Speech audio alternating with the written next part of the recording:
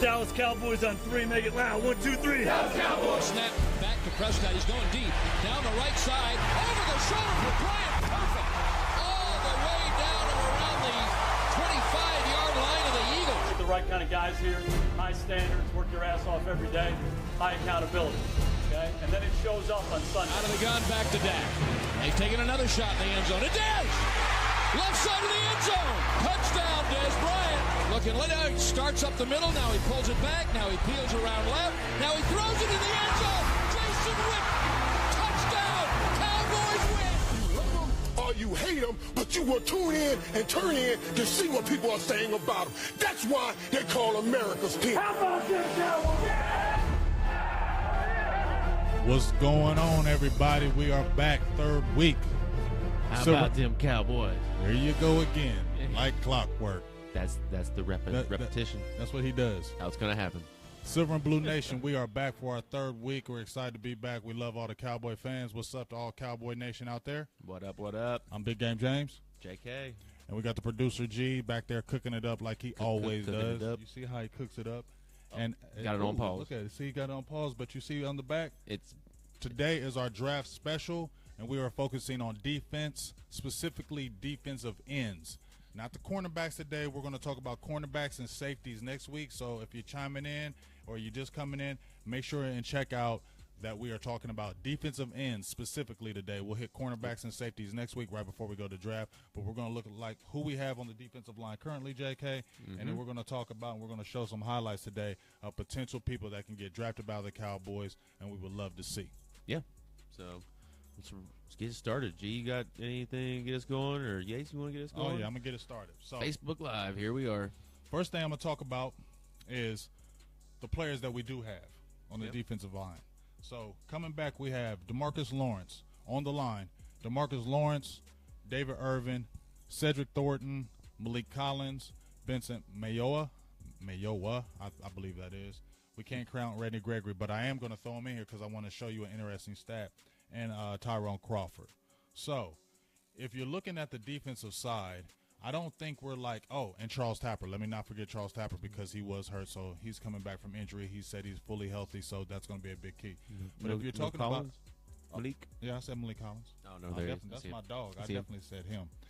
But what I was saying was, JK, is that going through our defense of line, we have players. It's not like the cupboard is bare. It's not like we don't have players along the defensive line.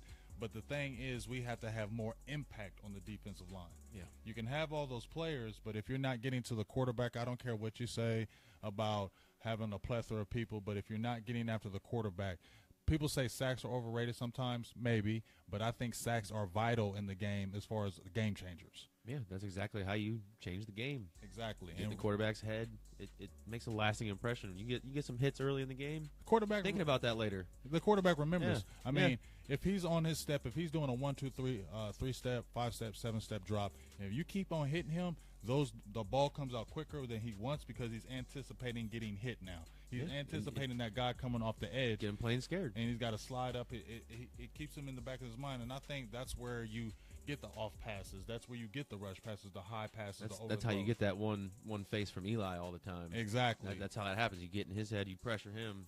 That's going to be the same thing for every other quarterback we face this year. And it doesn't matter who you pressure are. Is what we need. Exactly. It doesn't matter who you are. If you're a Tom Brady, if you were a Peyton Manning, an Aaron Rodgers, or Drew Brees, any of these top quarterbacks that are out here now, if you put pressure on them, I don't care how good Brady is, if he gets pressured, guess what? Turnovers happen. It doesn't matter. It's hard to complete a pass when you're sitting on your butt. Exactly. So put them there. So let's do that. We've been focusing on the defense, and like I said, we've been focused on defensive end. So I brought some little bit of stats to actually check out. So this is some stuff that was key to me as far as the defensive line goes. All right. Tyrone Crawford. I'll begin with him. Tyrone Crawford, 25 tackles in 14 games, 4.5 sacks. Now with Tyrone Crawford, I like Crawford because he can slide a defensive tackle and he can slide at the defensive end. I liked him better when we signed the contract. Remember when we first started out with him, we had him at the end spot. But the year that he got the big contract is we slid him to the inside, and he had 5 sacks, I believe, his first year D-tackle, on 4.5 kind of this year. Bless you. Excuse me. But to me, I thought, that he was the guy that was going to be you know, when they paid him that money, he was like under 25 on the NFL, up and coming. I thought he was going to be that guy, but now going to break out and then be. I thought he was one going of to those be impact players on our defensive line for a while. breakout guy. But now I'm not so sure he's going to be a breakout guy. I think he's actually reached his ceiling. I think this is what he is now. Yeah. I think to me, he's not a defensive end. He's the guy that's always getting close but doesn't get there, where to me he was more impactful on the defensive tackle spot. But when you're having shoulder injuries, which he's had shoulder surgery, I believe, the last 2 years. It's not going to help you get any leverage. It's not going to help you get leverage, and it's going to hurt you, and I think that's why they were sliding him out, even though we had issues along the defensive line, so that's why they were kicking out, because we had the suspension with Randy Gregory. I think now you see what he is now. He's just a rotational player, and he's a decent body until his contract's up, and then probably be done. I just think that's what he is now. You know what I'm saying? I don't believe that we're going to see him at a higher level than he is, and I believe, but he's a steady player for us. Now, do I think he's going to get another big contract? I don't think so. No. I think that might be his last big contract with us. But I still think Crawford is a steady player that we can use and still keep in the fold for these next few years. But I just feel like he's reached his ceiling as a player. What do you think about Crawford? Kind of. Cowboys for life. Sorry, I didn't mean to cut you off. I'm just shouting out to Cowboys. I got you. Morton, how about them Cowboys? Benny, go Cowboys all day long. So talk to me, JK. What do you think about Tyrone Crawford? How about them Cowboys? But I think I'd have to agree with you yet again. He's just kind of reached his potential. He's going to kind of be one of those people who is what he is. I don't really see him busting through any ceilings anytime soon. You know, and he's going to be a rotational player, like I said, until probably his contract's up. And then I think we might bring him back for 1 year or something, you know, if he doesn't leave and somebody might pay him. Exactly. But I don't think we're going to. I think we're not going to overpay him. No, I don't think we're going to overpay him. If he takes the right money, stay around and hopefully win a championship with us. But if not, bye. Exactly. What's up, Ryan? Go Cowboys.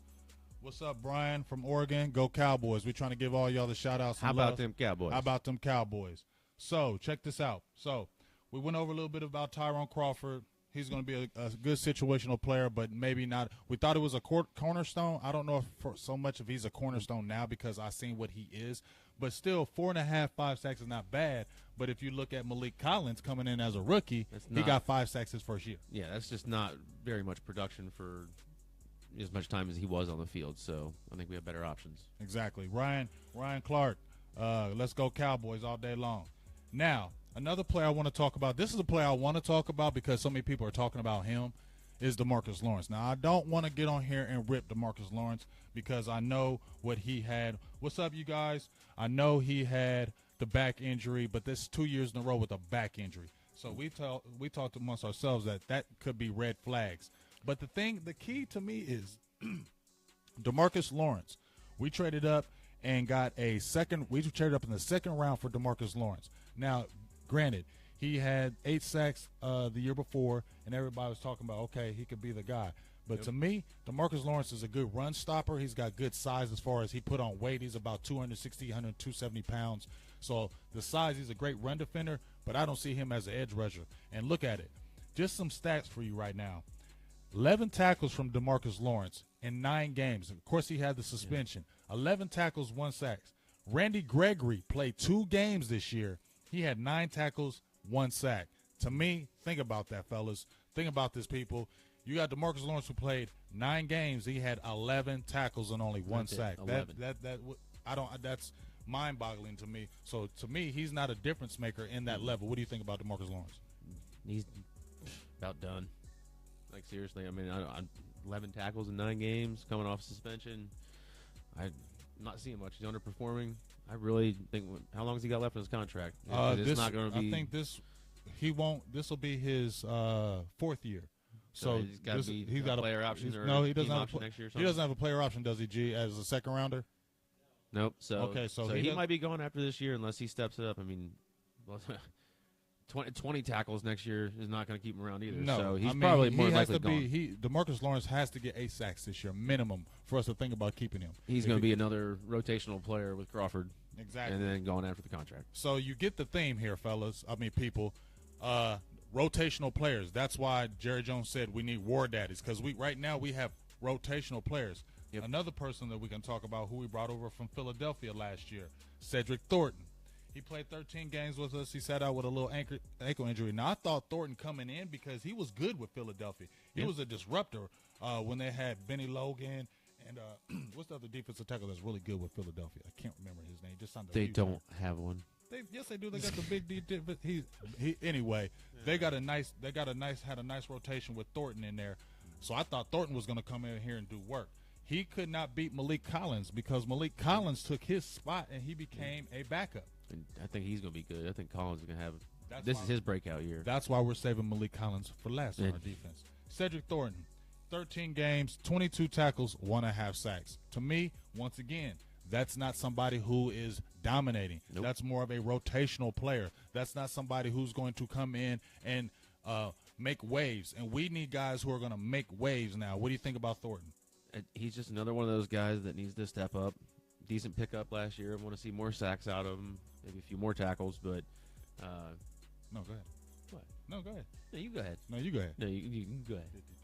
52. Just remember that word. 52. Yeah, go ahead. All right. I don't even know what I'm completely just thinks, but yeah. I didn't mean to mess your thought up, but the theme is right now. I Need just more. mentioned Tyrone Crawford. I just mentioned DeMarcus Lawrence. I just mentioned Cedric Thornton. Rotational players. That's the theme I'm talking about. These guys are rotational players. Another player who did step up is Benson Mayoa, who we got from the Raiders. I didn't know what kind of signing he was going to be. 6'3", athletic. He came out of Idaho, 252 pounds. Good speed off the edge, but it didn't look like the run stopping was that good for him. And he even got benched 3 games because he wasn't producing. Yeah, wasn't impressed. I mean, I'm not going to say I'm impressed with him, but he is a good body he got 6 sacks for us. He came on at the end of the year. Yeah, but you know who else came on at the end of the year? Who's that? David Irving. David Irving did come. Is he going to continue to do that? And like we kind of talked about, what's holding him back? Is it a lack of production on running downs? Is he not able to stop the run? Is he too quick to the edge? Gets beat? What's his deal? Why is he not able to break out earlier in the season? Are you talking about David Irving? Yeah. Well, I think this to me what Irving is because I study Ron Marinelli really good. Make sure you check out silverandbluenation.com. That's a little plug because I did put a blog on Ron Marinelli said the time is now, time to step up. But it's under maintenance. Sorry. Yeah. Well, but I just want to get on that Facebook page. You can still get on that YouTube, and check Twitter, us out. Silver Blue Nation. But the thing about Ron Marinelli is he's about you have to have technique down. It's not just about rushing the passer. It's not just getting off the edge. You have to have proper technique because you can have really good players, but if they don't have the proper technique, you're not going to win. And Irving shows the flashes of that, just being a freak off the edge. What do you think he's disruptive. He's tall. What do you think quick. he is, though? Do you think do you think David Irving is a D tackle or is he a defensive end? Because he slides and plays both positions. I'm okay with him doing that, but I'd say I'd probably see him more as just right now what he is an edge rusher coming off and getting after quarterback. Well, I just want him on the field getting nasty and getting after the ball. Well, I mean, think about it. He's been with us 2 years now, and he's only started twice. He's 6'7", 275 pounds. Go ahead, Tom. No, you guys out there sharing the video, appreciate that. That's how we're gonna be able to keep this going. What's up, everybody? What's up, Jose? We're going to jump in these draft picks. We're actually going to show some video here in a little bit where we're actually going to be showing some of the defensive players. Right now we're going to focus on this defensive line, and we're going to jump in, and we're going to talk about these defensive players that we may think that Dallas might draft. And I definitely hear you about Taco Taco Charlton. Yeah, Taco Charlton from Michigan. Benny says Irving stepped up. He did last year. I mean, he stepped up at the end of the year. He almost single-handedly won that last game in the year for us. I mean, he had the big game against Green Bay where he had 4 tackles. I think he had 3 forced fumbles. He had a sack and a half that game. That the game where he really showed out to me with David Irving was that Tampa Bay game. Yep. He had 2 big sacks in that game, and he was just a disruptor. He was what we were getting excited using about. His length and his strength and his speed. Exactly. We were looking. That's what I was looking to see. I wanted to see you coming off the edge, you using your rip move. I wanted to see you using your ability to come off the edge. But once again, it's got to be consistent. Coming in this year, he got 4 sacks in limited time. You had this whole offseason working with You had a whole offseason. Techniques. I feel like David Irving needs to be starting. He has the potential. I think I think it was Gruden that said it just means you haven't done it yet. Right. So let's see him do it. And I think some point in the season, he probably might take over one of those end spots, maybe even defensive tackle, depending on health and depth and what we can do in this draft, because that's something we're going to talk about here in a minute. But yeah, well, I mean, if you look at David Irvin has 17 tackles, 4 sacks, and he played in 15 games. Good production, and think about it. He only started 2 games. He had 4 sacks. Whereas you had Tyrone Crawford played 14 games, and he was a starter. He had 4.5, and he played a lot of the defensive end position. Right. Benson Mayowa, like I said, he had the 6 sacks, 13 games. Cedric Thornton, 1.5 sacks. David Irvin, 4 sacks. DeMarcus Lawrence, who needs to step up. He's the key to me. He needs to step up. Yep. 1 Big sack. time. But the 2 guys that I'm excited about, we already talked about Irvin, is Malik Collins. Yep. When we drafted him out of Nebraska in the 3rd round, I was super geeked when we got him because I thought this is a guy that we need. 6'2", athletic, fast, relentless. He never gives up on a play. And look what he did when he came in. As a rookie, started 14 games this year, played in 15, started 14, 23 tackles, 5 sacks. That's great production. I'm looking for him to go from here to here, and he's going to be a huge part of our We don't need team. a sophomore slump out of him. We need him to step it up and go to the next level. And let's get this defensive line nasty. That's what we need. Some nasty, big uglies like they were talking about. Let's get after that ball. Exactly. Change the game. Exactly. And happy Easter, Mr. Greg. Appreciate you. And, yes, just like Jason Pierce, David Irvin, I feel you. David Irvin needs to start this year. If he's going to be a productive player for us, he can't be a situational player this year. David Irvin has to start at one defensive end.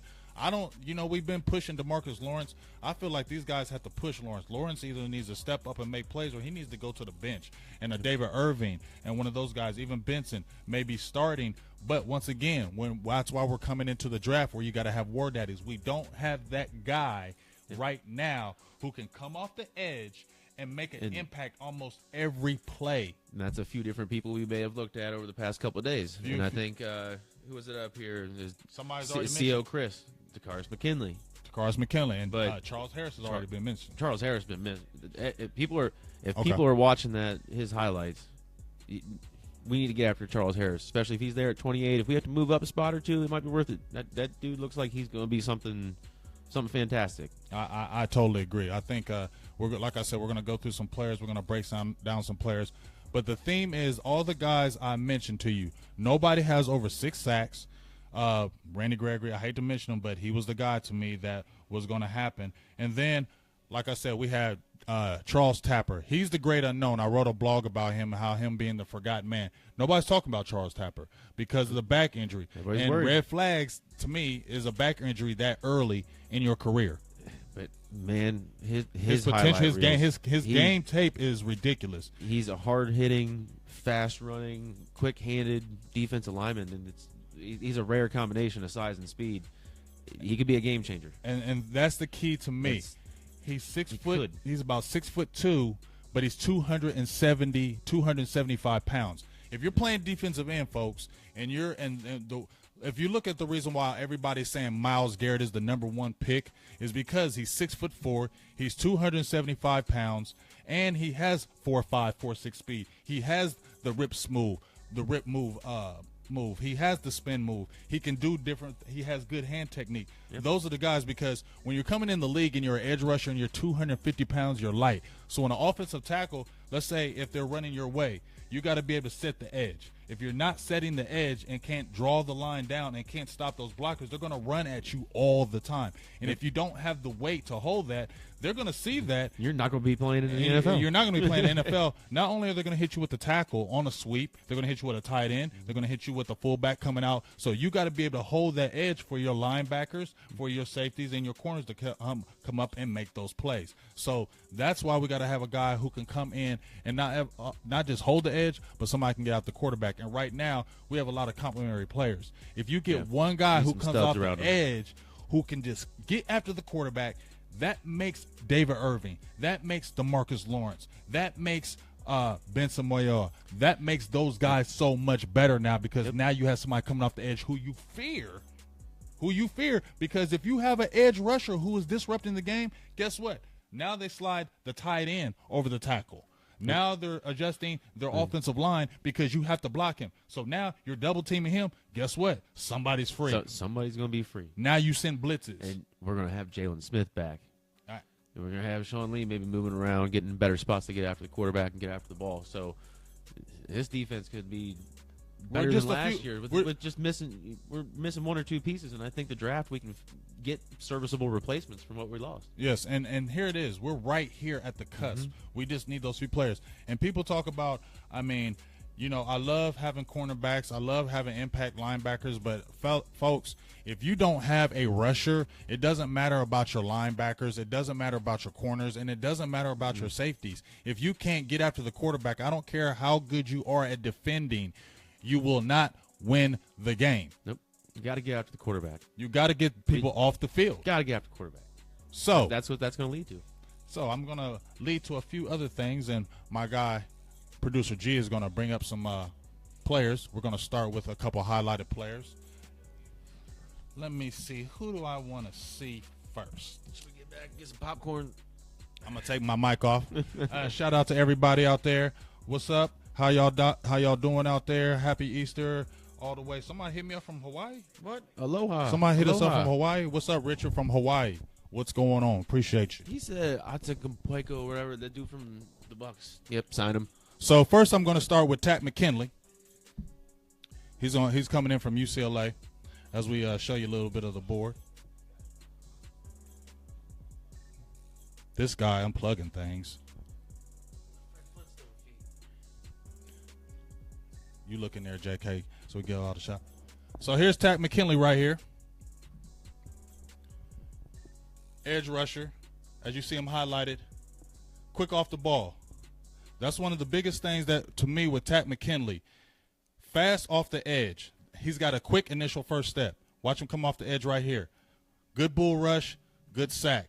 Now, the biggest thing with me with Takk McKinley, he's about 6'3", 250 pounds, and the reason why everybody loves him is his get off, as you see him coming off the edge. He's quick, coming off the edge. That's the type of player that we need. We need somebody who can come off the edge and finish those plays. As you saw right here, we got another highlight, him coming off the edge right here. Good recognition. You see, as he didn't go for the play fake instantly right after the quarterback. But that's what helps you when you have 4 or 5 speed, as you see right here. Coming off the edge, rip move, speed. What do you think about that, JK?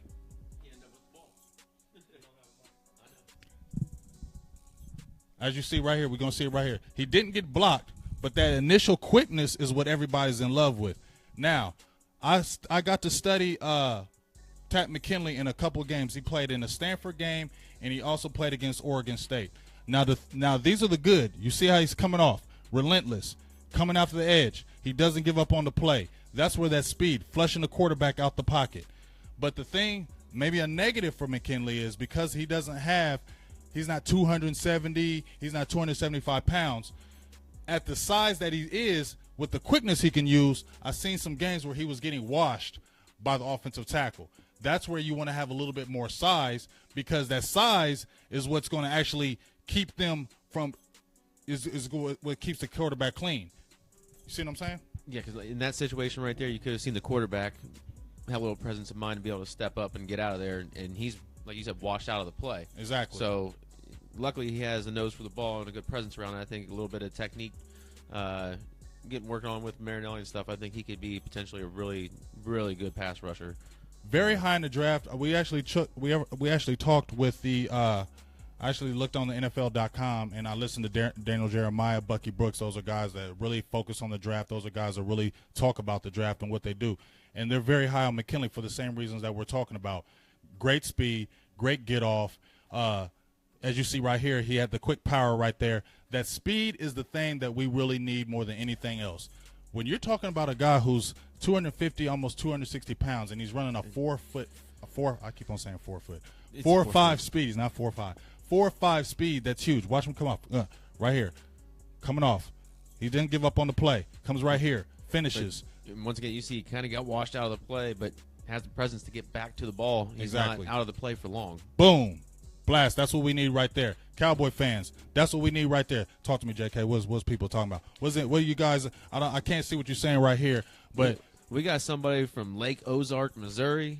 We got Brandon Cox saying what's up. We got Maurice Ford from South Jersey. How about them Cowboys, gentlemen? Give him a little quick. How about them Cowboys? Donald Weaver says he likes us. He said he likes these guys.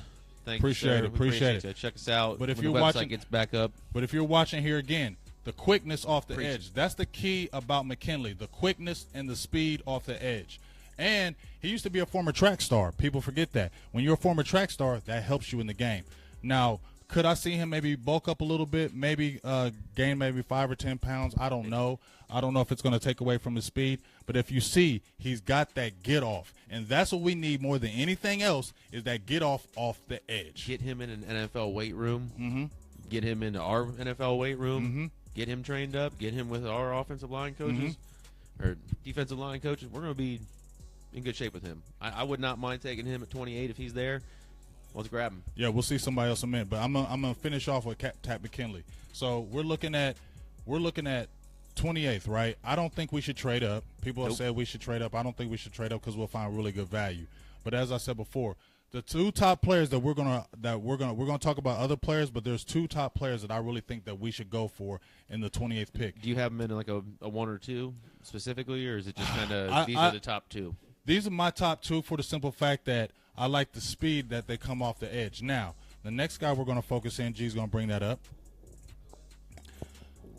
G's going to bring up Charles Harris from Missouri. This is the guy that everybody's talking about, okay? Brandon Cox probably knows all about him. He's from Lake Ozark, Missouri. Exactly.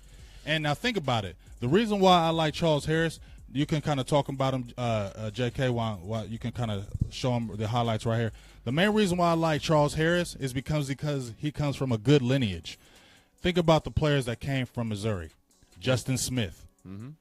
Alden Smith. Yeah. Coy Ely. Yeah. Marcus Golden. And Michael Sam. They've got some, and Shane Ray. They got some pedigree at defense. So you have a pedigree. And think about Marcus Golden and Shane Ray were starting before Charles Harris right there. So he was basically backing those two guys up. So I asked you for, if you had a 1 or 2 on these two guys. I like them both too. I like Charles Smith the He's best. my one. He's the one. And you said no moving up for McKinley. I would maybe move up a couple spots for him if I'm feeling somebody in front of me is going to grab him or maybe let somebody else make a move for him. He's a game changer. He's a game changer. The thing I like about him, he's relentless. Yes. Charles Harris is relentless. He does not give up on the play. That's a high motor, high energy guy. He's got that kind of freak speed. He's got the strength. I don't know, man. I really like him. I think Charles Harris. That's who I want to see us take in the first round because, like I said, we're talking defensive end is our biggest lack right now. Uh-huh. Let's fill that void with a stud, an absolute big, nasty, go-getter that's going to go get the quarterback, and he's good in the run too. He's decent in the run. Now the only thing I worry about him with the run is because he's still only 252 pounds. But now there's we're games in the NFL weight room. I think we're going to be true story. But there's games that I did watch him. I watched him with LSU specifically, and I also watched. Let me get my other guy right here. I watched West Virginia and I watched LSU with him. Now, the thing I watched him with LSU, once that offensive lineman was getting his hands on Charles, once he got the alignment on him, he wasn't basically moving the ball. I mean, he was not getting off that offensive lineman. And when they ran at him, he was almost a liability because of that size. So where I see Charles Harris coming in at the beginning with us, let's have a David Irvin starting and then have him come in as a pass rush specialist on third downs. But that's kind of where Irving's playing at right now as the pass rush specialist. So maybe we put him the other way. I don't know. We're going to have to figure something out. But I like Harris. I think that's the guy we need to get at the defensive end position to help us immediately. I think he's going to be the biggest impact. Or, where was this here? Somebody was talking about trading down. No, I don't think we should trade down. I think we should stay. I think we should stay put where we're at with the 28th pick. But once again, Charles Harris to me is the guy that actually Dallas Cowboys should target. I think the main reason why we target him is because he has the relentless motor. He has the speed off the edge, and I don't know if we saw it right here, but he has a wicked spin move. He's used that spin. That a couple times. He has that spin move, and rarely do you see guys coming in from college having a polished move. Yeah. If you saw Tat McKinley, exactly. If you saw Tat McKinley, his was just straight speed off the edge. You didn't see any kind of rip moves. You didn't see anything like that. But where you see Charles Smith right here, Has he came in with the rip spin? More polished. He's more polished. That means he thinks about his moves. He's just not you, because you can have speed off the edge, but if those guys get their hands on you and you don't have a second move, you're basically going to get washed out the play. The offensive tackle is just going to push you from behind the quarterback. The quarterback's going to step up in the pocket, and he's going to complete the pass. That's why he has that good spin move and the bull rush move and the rip swim move to be able to get past those guys. He's got the frame to get up to like 270. I think so too. And still be able to maintain his 4.7, 4.8, whatever it is, speed, and it'd still be a monster. You put that extra weight on him, he's going to help out on the run, and I think he's going to be even nastier getting back to the quarterback. I can see him putting on 15, 20 pounds, the next year or two. So we're kind of all in agreement. G, what do you think?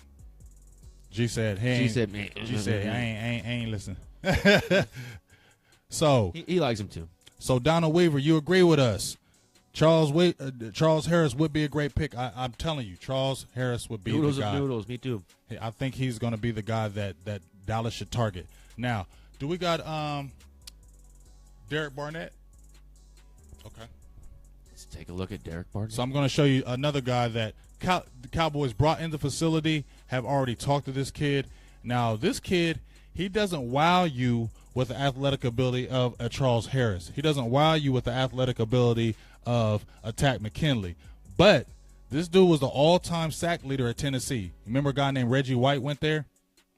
That's pretty good company. This is somebody I think we might slip late in the second round too, right? It could happen. He might be there. And I think the main reason why, but I just seen a trajectory where he might go top 15. Just saying. Well, if he's going top 15, I think Harris is going before him. I don't know. We'll see. But see, you got to also look at when you people look at stats, and if you're the all-time sack leader at Tennessee, that resonates. In the SEC, you're getting sacks. That speaks volumes. The competition you're going up to on the offensive line every week speaks volumes. And somebody who I really wanted last year, who we didn't get, was Noah Spence. Me and you talked about it, G. Noah Spence, man, if he would have got with those Cowboys, he was the type of guy. I mean, he had 5.5 sacks as a rookie at part-time at Tampa Bay. That's the type of guy we need, somebody who's relentless off the edge no matter what. And like I said, you see Barnett. He's not a guy that's going to wow you athletically. He's not a guy that his arms aren't really long, but he's a football player. And he's a guy that will stay, and with his size, he can hold down the edge on the run. But to me, he's more like a Tyrone Crawford. He's more of like a complimentary guy, not like the main guy. Not another guy that we need. Exactly. So that's the only reason why I would not go with Barnett as far as a first-round pick, even though he has the relentless edge, even though he played in great competition, all-time sack leader. As you see, he's getting after the quarterback. But once again, you have to have that athletic ability as far as that speed off the edge to be able to make plays. And even though I think Barnett is good, I don't see where we kind of take him in the first round. But he's still – Cowboys are still looking at him. If we can get him with our second-round pick, get him. And you know what I told you about the second round? I said corner.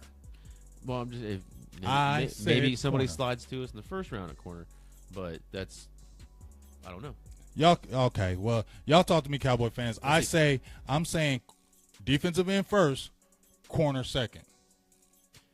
What do you think, G? I take the best player available between two. I mean, if you get the situation where Charles Harris is there, you're going to take him. And then yes, I'm going to take corner in the second round. So if somebody's there in the first round that I want, maybe one of the corners drops down, maybe Lattimore, or let's say Hooker's injury is scaring people, he falls. I'm taking him. Mm-hmm. So it just depends on those would be rare circumstances, but yeah, I'm probably going defensive end first round, and heck, I might even go defensive end second round again if he slides down, let's take him. I agree. Now here's another player that they've been talked about. Now, this is a later round pick for me. I would say first, let's go defensive end Charles Harris. Not taking Peppers. We're not taking Peppers. Charles Harris is going to be – this is our we're kind of in mutual agreement that this is our first round pick, Charles Harris. Now, here's a sleeper pick. Okay. All right, so anyway. Queued up. We got another guy. Peppers will be there. I don't really want him on the squad. We're about to look at. Davion's we're going to look at Basin fan, man. from OU. Now, this guy is a sleeper pick that I think the Cowboys should get in like a 5th or 6th round. This kid right here, Daryl Bazum. This dude right here is relentless. He reminds me of a Jay Ratliff getting in the 7th round. This guy is an all-time leader, all-time sack leader in OU history. He had 10 sacks this year, was player of the year in the MAC conference, and this kid is relentless. He has a motor that does not stop. So I say in the draft, the Bobcat for the sleeper. Exactly. You take 2 defensive ends in the draft. I don't think we need 3 or anything like that. I think we need 2 defensive ends. We need help in our defensive back. We need help in the backfield as well. And we have a nice plethora. You like that word, plethora? We have a nice plethora of defensive players already. So these guys are guys that you can add in. But if you're looking at the highlights right here, look at how he gets off the edge. Look how he does not give up. And he was ballyhooed when he came in from OU. So if you see him around a 5th or 6th round pick, this is a guy that you want to get because, number one, he's going to be geeked up to play for the Cowboys. Yep. Let him get into camp and get developed a little bit. Exactly. And potentially be a sleeper. So he's going to be the guy that nobody. With the sleeper call. This is my sleeper call. If the Cowboys get this guy right here, he's my sleeper pick for the Cowboys. I think he's going to make headways going forward as far as I'm just excited about. I don't know about y'all, but y'all really need to check this tape out. If you guys are by yourselves or anything like that, watch the tape on this kid. This kid is the real deal. And I'm telling you, for the draft pick, and it's not like he's little. He's 6'4", 272 pounds. He's not a small guy.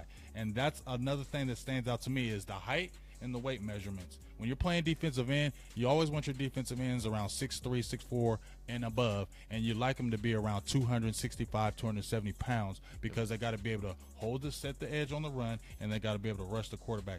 And to me, this guy fighting makes those left measures. Tackles all the time. Got to be strong. And think about it. What's that one guy's name? I think he plays for Oakland. Khalil Mack from Buffalo. Remember what they were saying about him? Small competition. We didn't know what he was going to do. He had that awesome game against Ohio State. Next thing you know, you're talking about him. Yep, that's all it takes. One game to get talked about. So everybody keeps talking about Julius Peppers. But Peppers, to me, is not a guy that you're really going to – he's not a pick that I'm picking in the 28th pick. No. Not Peppers. Maybe once again, maybe in the second round if he's the better option there, if Barnett's not there, or, I just don't really need a tweener kick returner in the first or second round right now, and I just don't see where Peppers plays. And as much, film as I've watched him, I don't really see him doing much except for, tipping maybe 4 or 5 balls this season, and I don't really think we need that. I mean, we've had enough wasted draft picks on corner, and Byron Jones, Anthony Brown need to step up back there, and obviously we're going to try to fill that void. Maybe get Garyon Conley in the first or second round, depending on who's there. So we'll see. I totally agree. And if you look at what a 28th pick and you go for a safety, to me he has to be an impact type safety. He has to be somebody who's making plays all the time, is making plays. And to me, Peppers is a guy that he can make plays, but he wasn't consistent. He never had a position. And if they were, you seen when they try to move him down at linebacker, he was getting washed out like all the time. To me, he's just not worth a 28th pick. Right. The guys that we mentioned, those are the guys that you want to go after because this is a first-round pick. First-round picks are premium. Right. You have to hit on those. In my opinion, second-round picks are too, because you can find there's enough depth in the NCAA now where you can find starters.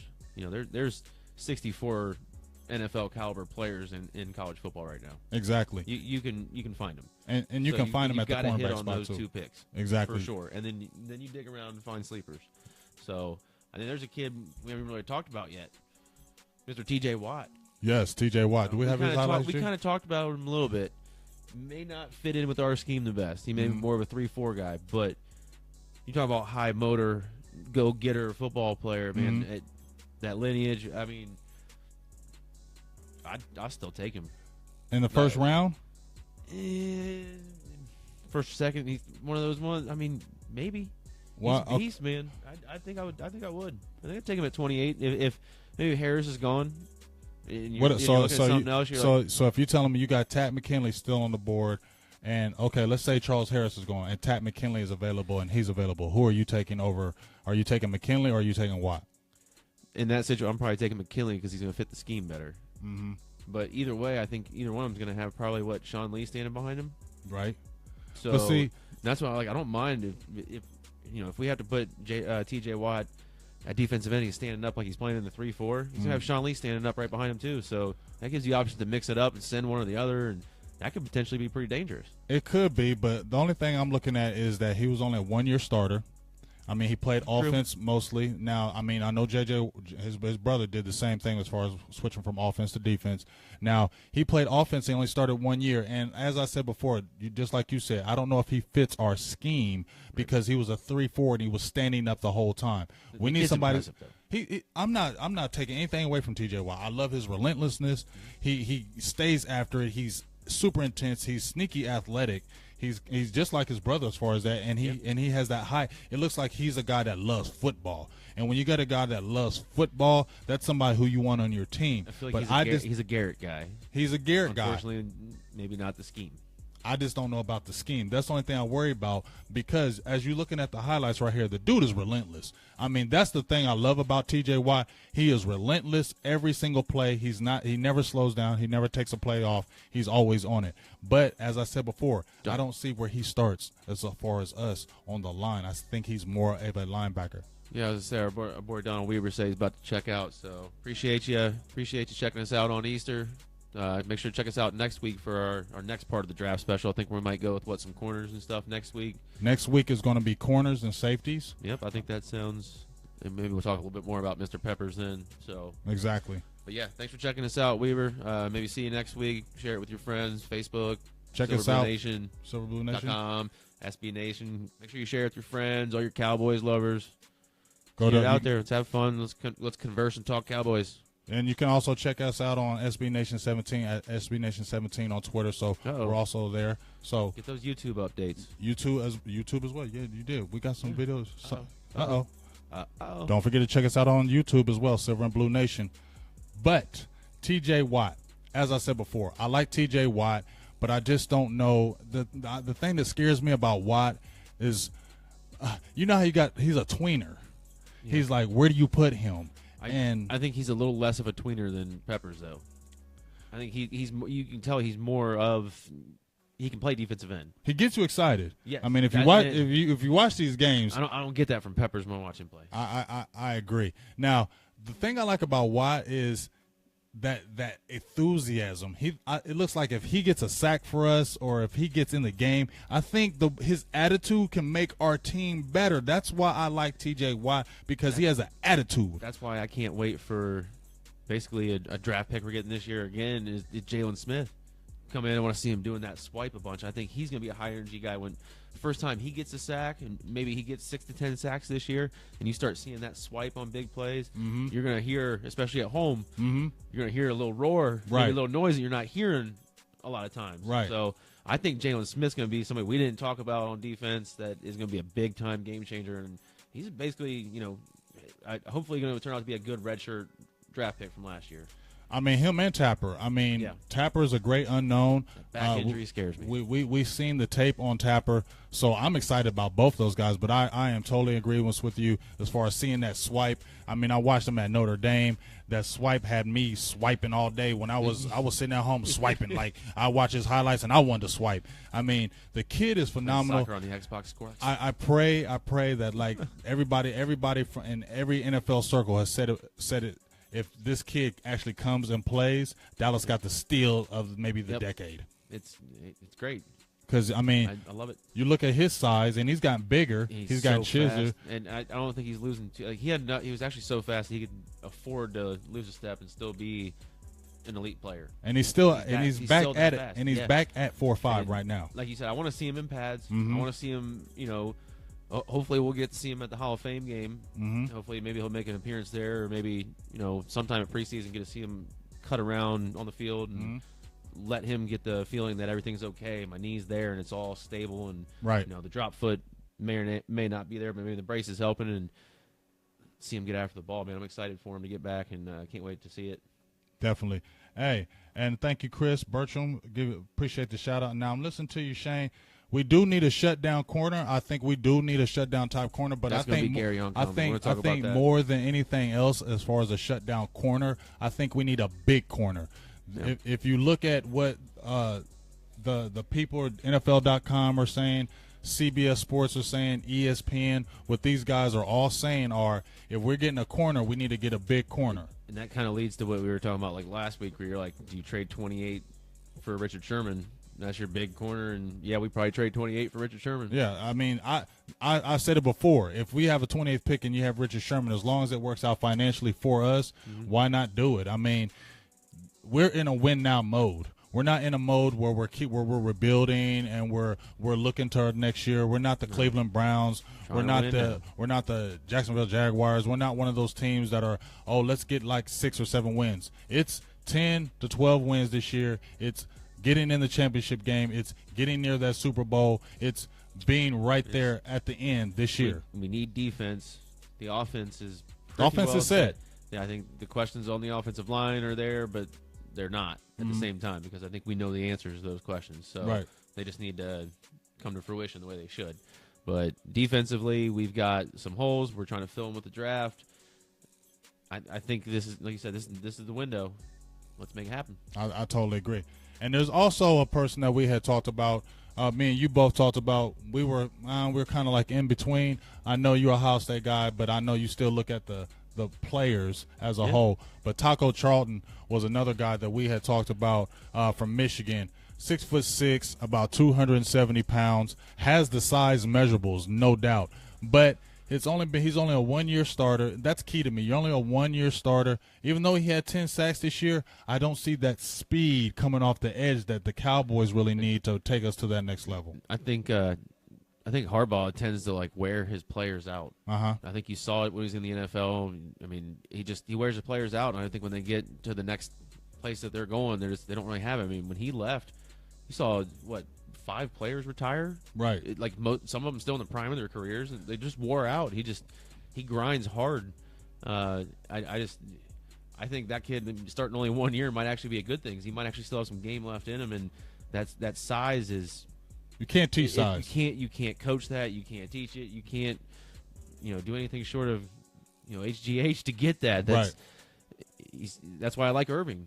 Because Irving's that big. You put him out on the defensive end on third down, he just stands up, puts his arms up. He's probably he's blocking 10 foot. Exactly. So, and just what you said about Irving. I mean, I think he's the factor that every Cowboys fan is sitting there waiting on. Because like I had wrote a blog about him before, is that I was geeked up when we got him, because we got him. I remember when we signed him off the practice squad from Kansas City, and the first thing I looked at was 6'7", 273 pounds. Who is this dude? Right. And then I seen the age. He was only 21. I'm like, where is he? But he had problems at Iowa State. He got in a little bit of trouble in Iowa State. He ended up. Can you believe he went undrafted? I mean, can you believe Lyle Collins went undrafted? Well, there's circumstances, and that happens, and they keep ending up on our team and performing. I'm okay with it. What did Derek say? He said that Derek Miller says they're going to draft an offensive tackle in the first 3 rounds to replace Doug Free, and I think they might go do something like that later in the draft, because I think they're going to probably rely on Chaz Green to play that tackle, and I think he's fully capable of doing it. What was he, a 2nd or 3rd round pick a couple of years ago? He's fully capable of playing right tackle in the NFL. He just needs to stay healthy, and that lets him spend maybe a 5th or 6th round pick on somebody that's still a good size. That obviously we've got a decent offensive line coach that might be able to get him in position to play if needed. We do need to get a swing tackle, though. I think we need backup linemen for sure. So you can never have too many of those. I see him taking one maybe in the 3rd round, but probably a little bit after that. But yeah, definitely Derek. They need a tackle. Oh, and I was listening to Javion Daniels with Kelvin King. I believe he's the cornerback from Washington. I do like him. The other one. Yeah, 6'3", 210 pounds. I don't even think he's that big. I think he's a little bit, because he has a wiry frame. Where's Sidney Jones when he got hurt? But I like him because I like his size. I think Cowboys need a big corner. Think about it, Cowboy fans. When's the last time the Dallas Cowboys had a big corner? I'll wait. Thank you. I appreciate it. Dion. Dion still wasn't big. I mean, he was 6'1". Well, I think he's a big time. Like, I'm talking about size-wise. When's the last time you seen a 6'3" corner start for the Dallas Cowboys? Anthony Henry. Closest, 6'2". Yeah, you know what I mean? But he didn't play to his size. Wasn't sweet. You see what I mean? He didn't play to his size. Like one of those guys, like when you see a Richard Sherman, where they have that. As soon as they get on the field, you can see the size. 6'3", 230, just. Yeah, you know what I mean? Yeah. We haven't had that in a long time, so I definitely think we need that type of corner. But once again, Cowboy fans, I think we should wait till the second round because at the end of the day, you need a pass rush to start the ball. The pass rush gets the ball rolling. The pass rush makes your cornerbacks better. They don't have to cover as long. They know that these guys are going to get off the edge. That's when you can play press corner. That's when you can go man-to-man. Think about it. Ron Marinelli, a lot of times he plays zone defense. That's his scheme. But a lot of time he plays zone defense because – if you're not getting that pass rush off the edge, I got to play zone. I wouldn't mind seeing. Honestly, I'm growing more and more on the idea of Sidney Jones being available in the second round. No, I don't want to do that. There taking him. I don't want to do that. I don't know if Conley's going to be there. The more I think about, we need a but corner. There's going to be. Have you read about the kid? I can't remember his name. Is Rasul? I can't remember his last name. He's from West Virginia. He's 6'2" corner. He had a very productive. He had 8 interceptions this year. That's another guy you can look at, but I just don't want to deal with somebody. Sidney Jones, I just read a report where he said he was going to be ready by October. I mean, you can say that, but that's still an injured knee. That's somebody you still get back at least half a season out of. It's not somebody you're waiting a full year and then hoping he's still. But he's still coming off a wrecked knee. That's what he uses. You think he's going to be confident coming off that knee injury like that, playing cornerback? The ACL and stuff's not as big a deal as it was. But you're backpedaling. Yeah, but I mean, as long as he get out, like I said, the same thing we were talking about earlier. Get out there on the field, get some cut going on, make sure get some confidence. He'll be fine. But listen, if you're saying that, if he's saying he's being ready, let's go by what you're saying. If he's saying he's being ready in October, right? The season starts in September, correct? Right. So if he's coming in October, he's already missed games. That's why I said you get a half a season out of him, maybe. We don't have that time though, JK. But we are going to need some bodies in the second half of the season, some healthy bodies. You know what I mean? People get hurt. But what if we need him a little bit later in the season? Comes back. Ryan Dye. We could use him. Ryan Dye says Vincent Taylor. I haven't got to check on Vincent Taylor. Tell me about him, and we jump on right here because I'm just be straight up with you. Vincent Taylor. I haven't really heard about him all like that. I think the guys that they're going to really target. I think the Cowboys are going to target a big corner and they're going to target an edge rusher more than anybody else. I kind of like David's point. I mean, it's counterproductive to mine, but. He said draft is too deep to take an injured DB in the second round. I'm telling you. And I think it was an idea. Like I said, I prefer Gary. And we shut it down. I want Gary on Conley. We shut it down. Well, thank you, David, for backing me up on that. I appreciate you. JK, sorry. You guys can have a powwow. Now, I'm listening to you, Javion Daniels. Now, like I said, we're still focusing on defense, but I'll just slide in on that question right quick. We already got the sleeper tight end. We already got the sleeper tight end. We got Rico Gathers. It wouldn't make no sense for us to draft another tight end because it just stunts his development. Nope. You got 4 years of Witten coaching him up, and then probably as soon as he retires, he's still going to be on the squad as a coach or something. So I see Jason Witten coaching Rico Gathers up to be the next Cowboys great tight end, and it's happening. I don't like Jake Butt. I just, like you said, draft's too deep maybe to take a tight end right now if we think we have a replacement, but if O.J. Howard's there, that's not happening. If the kid from Miami's there, that's not happening. There's a kid from I think from Tennessee. Well, everybody's talking about. There's a few different tight ends. Everybody's from Ashland, maybe. The kid from Ashland, Sheenan, yeah. But I don't think he's the same project as Gathers. I think I'd rather just see Gathers come up because that kid's got potential and. Once the website we're doing a little maintenance, get that back up running. SilverBlueNation.com. That we had an article up there about Rico Gathers, that little video where he was talking about how he can't wait to be groomed by Jason Witten. He's listening and absorbing, and that's what you want to hear out of a young kid that you took a risk on. That's you're taking the time to develop. I think he gets it, and I think he's going to be a stud. So I think that is our tight end replacement there. I'm in agreement with you with that one. I feel like there's no point of us drafting another tight end when you just got this kid who was developmental. And from what everybody was saying was when Romo was playing on the scout team, they were destroying everybody on the scout team. Yeah. They said he could not be covered. So how are you going to guard that size? Once again, you can't. That's like Julius Pepper's size. That's Yeah, like 6'7", 280 pounds. Yeah. I mean, we might have a Gronk. That's a step quicker, and knows how to box out even better already. I'm excited for him. Let's not stunt that development. Let's just stay away from the tight end. If we were to get another tight end, it would have to be like a 7th round pick, like a Jeff Swain, who we got from Texas. I don't see us 2 years ago. 3rd or 4th rounder. No, like we did James Hanna and or Martellus Bennett. We wasted their potential. I mean, those were good, solid players. I mean, I kind of hate Martellus Bennett just because of I just hate his attitude, but that's more of a personal thing. He's a good ball player, but. We kind of wasted those picks. I think we could have gone other positions there at that time. They were trying to groom somebody for Witten way too early, it looked like. So, I don't know. I wish they would have found some other. I mean, we could go back and look at those, maybe bring it up some other time. But I bet we skipped on some really good players for those wasted tight ends. I agree. And as far as what running back goes, I see some questions about running back. I really don't think we're going to address running back until like the very end. Yeah. I think the way the Dallas's formula this year, if you look at all the players, you ought to check out the Dallas Cowboys website. You ought to check out the players that they actually invited in. It was 30 players that they invited in, and I'm going to say about 20 of them were defensive players. Yep. They know what this is this year. We're not focusing. They know what we know. I mean, I think they're really going to put their eggs on Darren McFadden having another year. I think we could get a running back, maybe 6. I still like McFadden. As long as he doesn't slip and fall, he looked quick at the end of the year. He looked very quick. I think that's going to be a great combo this year. Yep. Watch out for that one. Him missing all last year was a blessing in disguise because there wasn't no controversy. Because remember, he was going to be first. He was going to be the starter. He was going to be the starter. He was first on the depth chart. Everything worked out. That's why everything felt so special last year. But that's another story. Right. Everything just kind of fell into place. Derek Miller said he thinks Rico is going to make the 53, and I absolutely agree because I don't think they can't afford throw him on the practice squad. I think he would have to go through waivers first. I don't think they already paid him almost $500,000 last year. He's making the 53.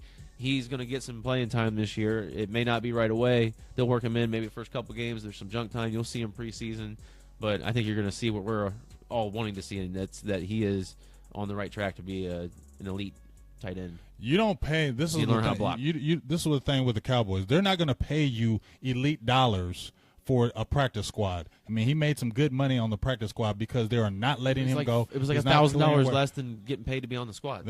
He's not clearing waivers. None of that is ever happening. He is with the Cowboys. Antoine Guest said Josh Gordon. I think you go after him if he gets cut by the Browns. I mean, I say yeah. Heck yeah. Let him mess up with us one time and we'll probably get him cut. But I would take him. Why not? I hear what you're saying. I listened to Javion about Tim Williams. He had a little bit of trouble, didn't he? Was it Tim Williams that got into trouble? That was Ruben. That was Ruben. Yeah, it was Ruben. Tim Williams, second, third rounder, definitely. Yeah. I mean, he went to Alabama. Have you not seen what they do down there? That's a factory of players, not positional factory of players. I think anybody that's been under that Saban tutelage worth a second, third round look. Yes. And look at the defense that they had this year. They had nothing but stars. Bobby Humphreys, linebacker depth doesn't hurt us at all. I think we can always use a little extra. You can always have linebacker. So, yeah. So I mean, keep the comments up. You know, I mean, I see all these likes and smiley faces and hearts and stuff flying by. So appreciate you guys. You know, checking us out. Keep them coming. Hey, but probably stay on here for a little bit. Let you guys get back to your Easter hams and stuff. And, yeah. We appreciate, number one, we appreciate all you Cowboy fans checking us out because it is Easter Sunday, and you could be up with your family, eating your good food, with your kids, getting your Easter eggs, you might, doing everything, and you're still chiming in to us talking Cowboy football. And if you're watching with your family, love y'all. Big shout out if you are watching with your family. Yes, if you're watching with your family, we talking Cowboys. For the children too. Like if you're watching us right now and you're cutting into that Easter Sunday pie, I'm loving you right now. He's giving you the Obama wag, so you know that's serious. I'm appreciating you right now. So we love all you Cowboys fans. Thank you for tuning in. I feel special because this is Easter Sunday. Y'all could be eating, but we talking Cowboy football. We talking football. How about them Cowboys? How about them Cowboys? Yeah, baby. Oh, Derek Miller, I've seen that sports science. That's what I'm saying. He's a freak. Yes. I cannot wait. How about them Cowboys? There it is. How about them Cowboys? Hey, Shane, about the safety, we're going to talk about them next week, but I do like him, but I don't like him in the first round. Second or third, I might pair him up with Byron Jones, see how they do, because he's a hard hitter. And I got a little bit of a pick. I haven't seen anybody's radar from Oregon State next week, but we'll bring him up, see if you guys can find him first. But yes, I do like his measurables. He had a great season last season at UConn. That'd be a great pairing for him. But I just don't see us taking him in the first round. Don't reach for him. I would say second round maybe. I'm thinking, honestly, in my opinion about him, I think he's more of a third rounder. I think we should still, like you said, attack maybe Garyon Conley or some other corners that we had talked about. But to me, it's pass rusher, it's edge rusher, it's corner. If a good safety is out there, let's hit a safety in the third round. Fourth round, linebacker, maybe get a linebacker, tackle, maybe offensive tackle, linebacker. Yep. Your fifth round, that's where I say get Daryl Bazem from OU. This draft is going to be deep. Like I said earlier, like I said, you guys talked me right out of, Sidney Jones in the second round, but maybe third round right out. But it is a deep draft, and I think we do have to hit on a lot of these draft picks this year. I know we must late, hit on. We're kind of late in each round, but it's a deep draft. But as you've seen before, like we talked about 2 weeks ago on the show, Dallas has had a really good draft as of late as far as their picks. Keep that up, and if we hit this year again, I mean, we're going to be set up for, like they said, that 3-4 year window. We're going to be legit set to win some Super Bowl. And plus, I trust Willie. I trust Willie Clay, and I see John. We talked a little bit about Taco Charlton. We both like Taco Charlton. We both in agreements we like him, but maybe not as a first round pick. Because he's not a guy, in my opinion, that's coming off the edge, who's going to get you 10 sacks a year, who's going to disrupt every single play. That's what the Cowboys need more than anybody else. We need a disruptor. I think we already have Taco. His name's David Irvin. Yeah, so we have a David Irvin. We need to get a Charles Harris. We've been some more DeMarcus Lawrence. We have players, but we need somebody who is going to who's going to come off the edge. We need that guy who's coming off the edge. I'm really excited to see what Tapper can do. If Tapper can come in and give us anything like that, we're in heaven. Yeah, because now you drafted two more defensive ends. If you get Tapper and Jalen Smith to come back healthy and strong, man, I and agree. we can stack up in this draft. You're getting 6-7 players on defense. We overhauled. Okay, we'll be all right. I think we're going to be good this year. How about them Cowboys? And Dwayne Sawyer says we don't have a fifth. I apologize. I thought we did have a fifth. I don't know if we lost that pick with the trade. I know we did a couple trades with Castle and some of those. We'll research it, and if he's wrong, we'll put him on blast too. Put us on blast, Mr. John. It's all good though. But good call. But Willie McClay, he's always a guy to me that finds ever since he's been with the organization. Every year I in-depthly looked at who's trying to sign him from us because I do not want to lose Willie Clay. And the good thing about him, I like how he likes where he's at. He doesn't seem like he wants to go anywhere. He likes being with the Cowboys, and he finds those gems. And I think he's going to find those gems in those late rounds. And even free agent picks. He found the David Irvin. Our scouts found those guys coming off that. We got to put faith in the system right now and see what what the coaching staff and the GMs are going to do. Mm-hmm. They've got, like I said, the potential here with Jalen Smith and Tapper coming back, and these draft picks have 5, 6, 7 players that can make an impact. So let's hit on these and let's not reach for like tight ends or something. Let's make the right pick here and set ourselves up for the Super Bowl run. Yeah, and I agree. I mean, everybody was talking about how we're in disarray with losing Morris Claiborne and Brandon Carr and J.J. Wilcox. I don't see us being in disarray because those guys, the only thing I'm going to really give Brandon Carr was that he was productive. He stayed on the field. He didn't miss any games.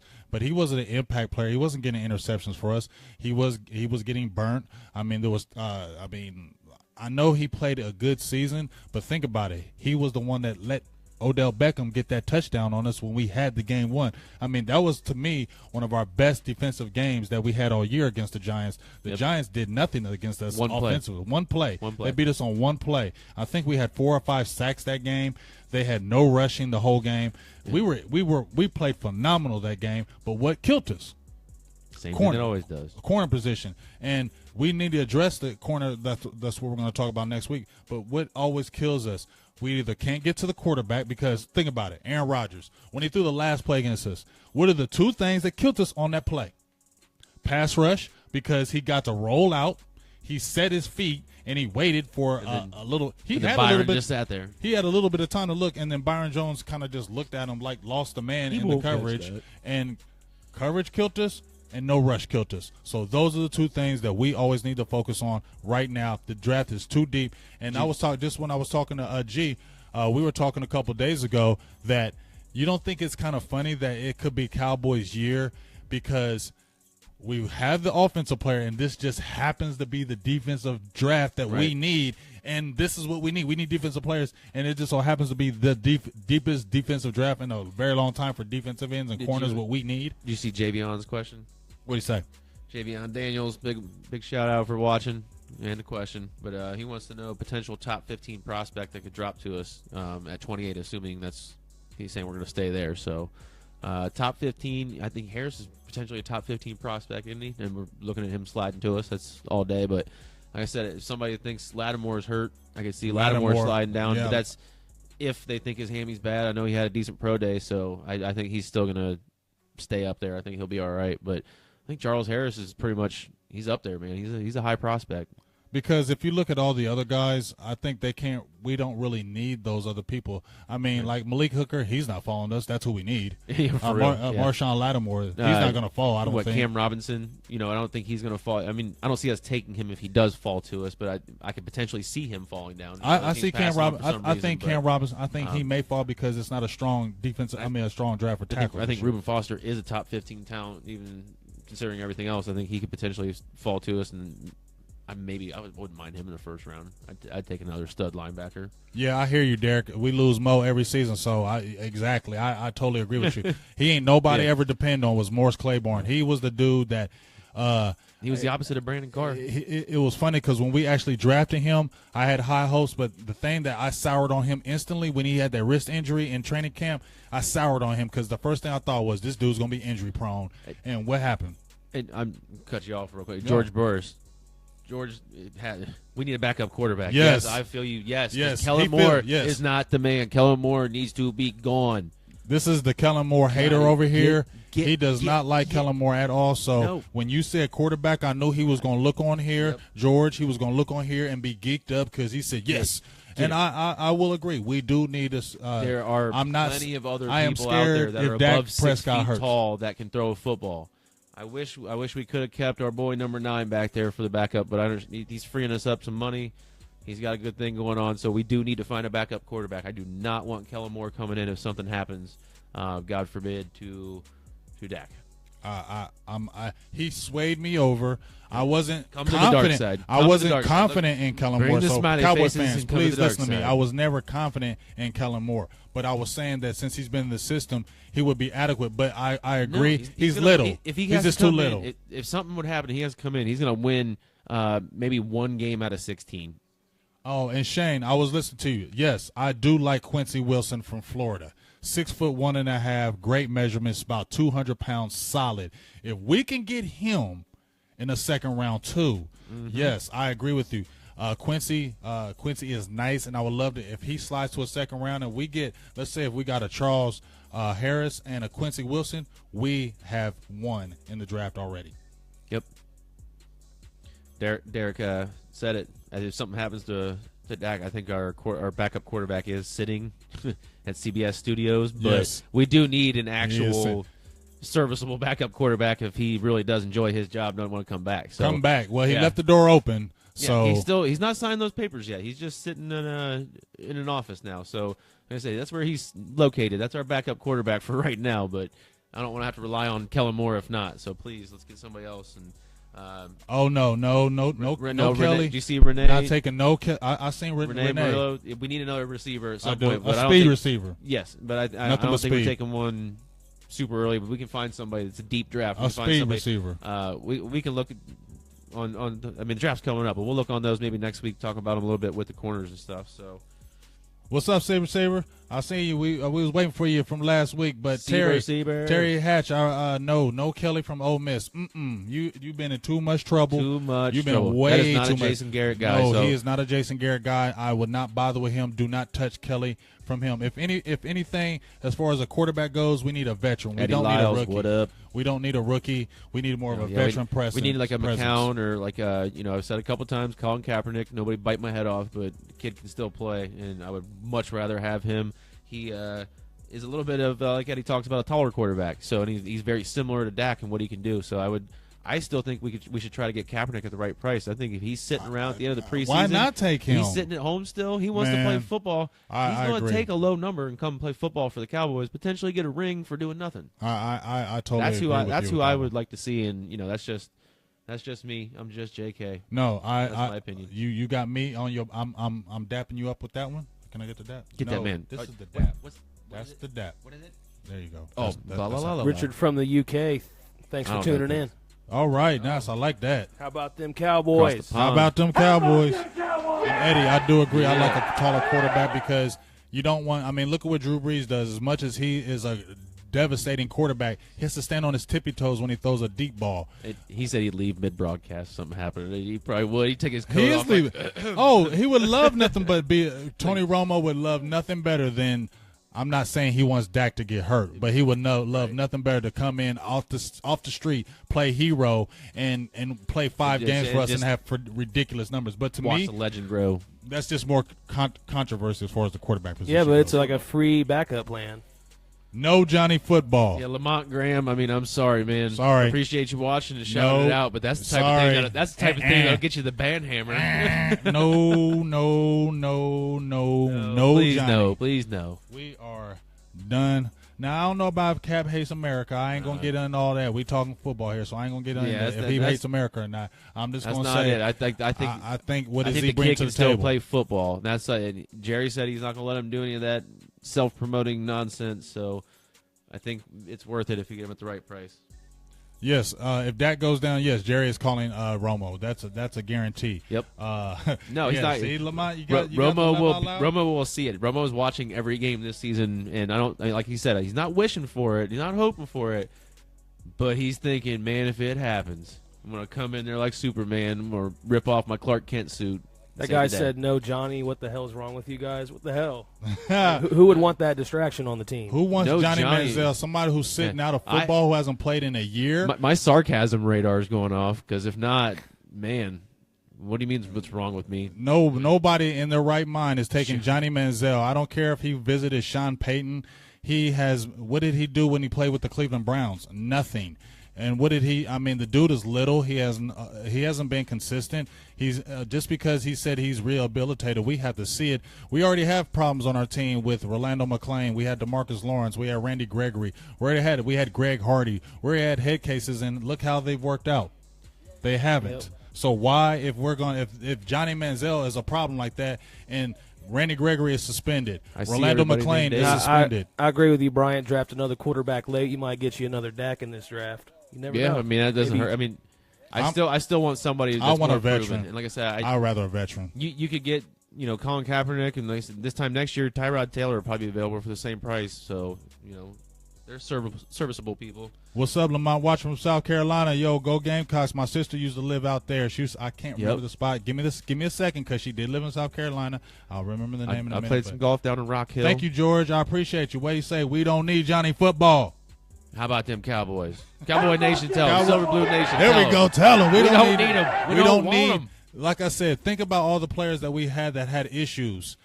Where is Greg Hardy? Had issues. He's not with us. Randy Gregory is suspended. Matt Flynn. Rolando McClain. We don't even know where you're at. DeMarcus Lawrence.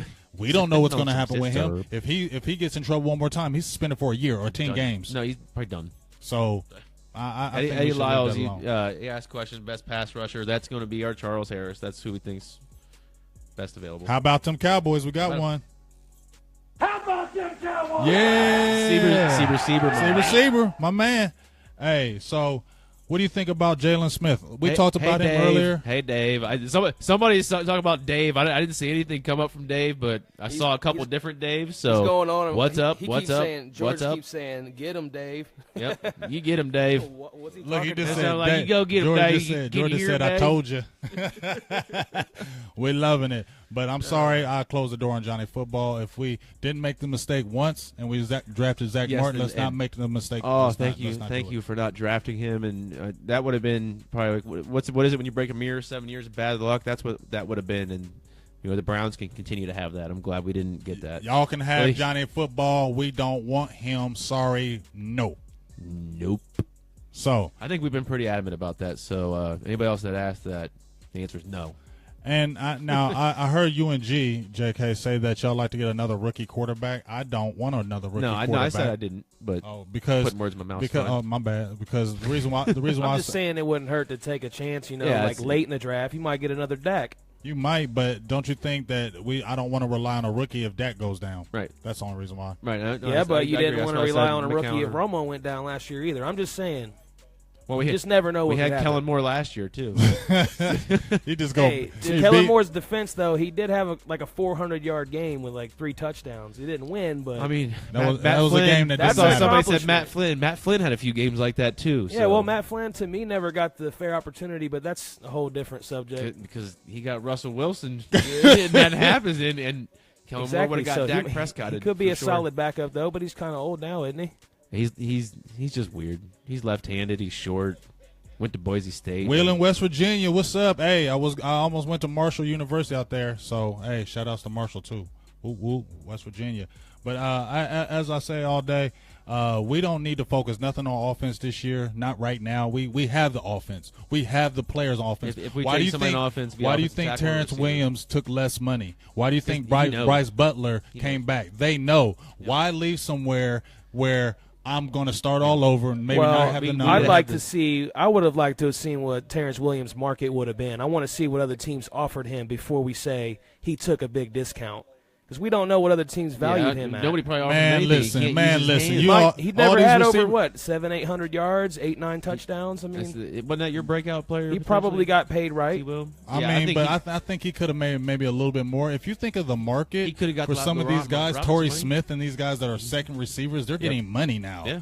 I mean, they're making almost $5 million a year. He could have got a 1 year, he could have got a $5 million. Terrell Pryor. Alshon Jeffrey got like 14. I'm not saying Terrence Williams is Alshon Jeffrey, but he could have got at least half. Okay, of that but look at what Terrell Pryor got from the Washington Redskins. 8 or 9? Yes. And he's a. And why will nobody sign Terrell Pryor? Like, I'm sorry. Like, I'm really actually kind of we might have some trouble. Terrence Williams hasn't been able to do what Terrell Pryor did. Yeah, I would have rather had Terrell Pryor than Terrence Williams. I don't know about that.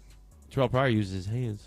I mean, but Terrence Williams had 2 drop balls Williams last year. Is a nice complimentary player. But, yeah, I mean, that's what you want. Dez is our alpha dog. I still think we could use a nice receiver. I think Terrell Pryor would be better off not playing the number 1 receiver role, and I think he was in Cleveland. Look what he did in Cleveland. Right, but why would you take a Terrell? Here's my thing about Terrell Pryor. 7 different people throwing the ball in one game. 6'5". We need a speed receiver. If you got a Williams, Pryor's you got a fat. Bryce Butler. If you let's say return man. like a John Ross. Now he wouldn't maybe fall to us, but that's somebody I would love to get because that's somebody who's going to take the top. We don't have Michigan, one Central Michigan or Eastern Michigan. He's not. I like him. He's fast, but he's not. him. He's not 4.3 fast. I know the guy you're talking he's about. 4.5 fast. He's solid.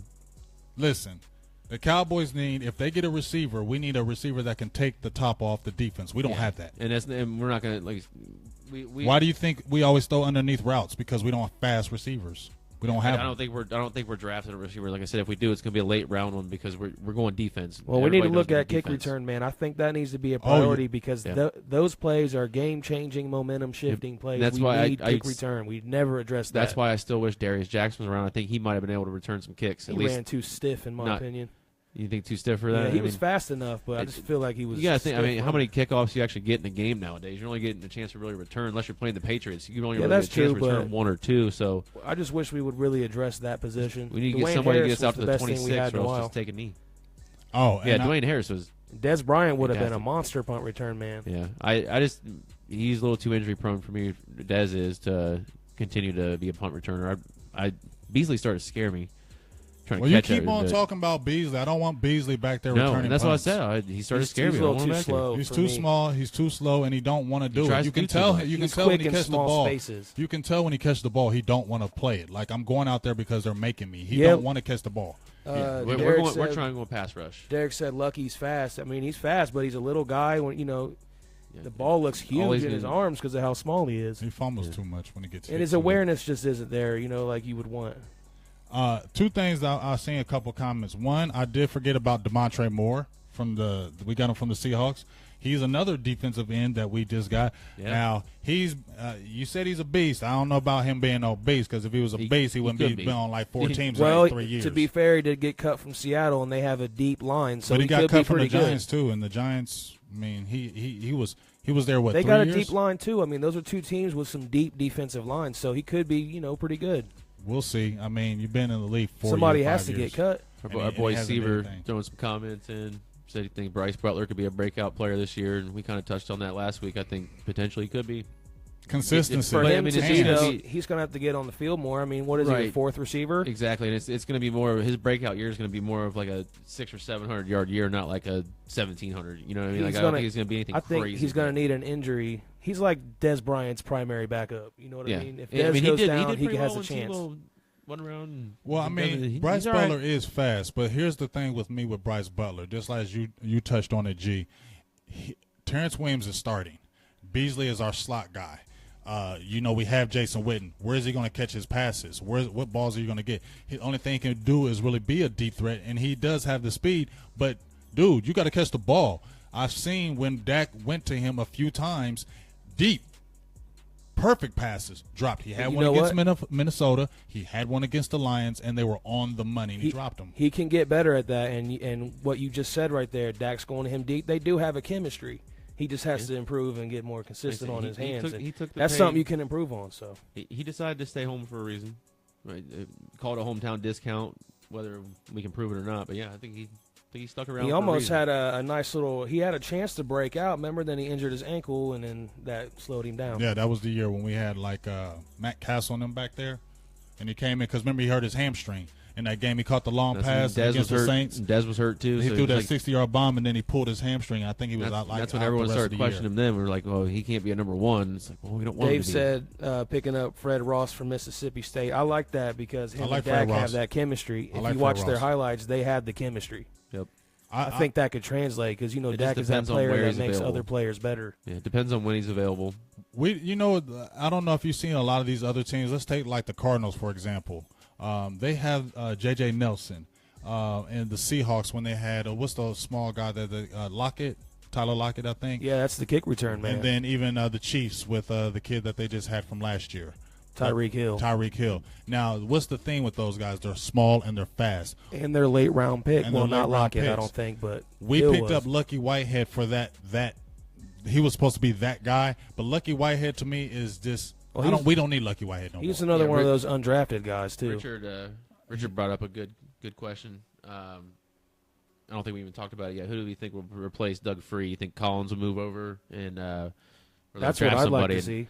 I want Collins at guard, and I want Yeah. Chaz Green at tackle. Yep, we agree on that one. I think I want Chaz Green. We drafted him to play tackle. I think he can Considering play what we have, that's probably the best way to do it right now. We But kinda if we protect- can grab another guard and swing Collins out, we maybe kind of protect Collins that way because he is. I mean, he's still developing his footwork and his handwork and stuff. But he's probably one of the best run blocking guards in the league.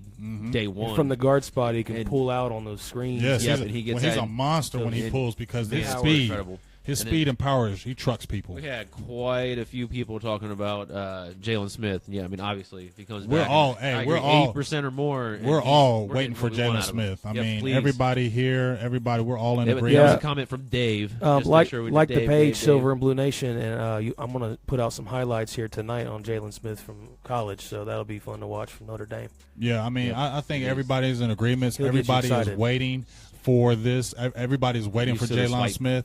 That swipe, it just gets you geeked when you watch him sack people.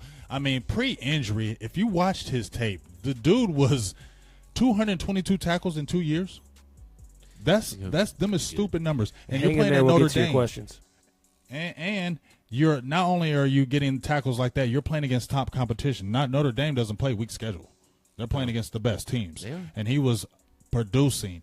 And with that size and that length, and he's back to 4.5 speed, if that pectoral gland the tendon just heals all the way. If he's at 80%, then we're getting something out of him. We just need him back on the field, and I think he's going to be there, and I think he's going to be good for us. And I'm like Tina. I can't wait for some football. Yeah, How I think about Tim I Cowboy? think him alone is going to provide some of the sacks that we're missing.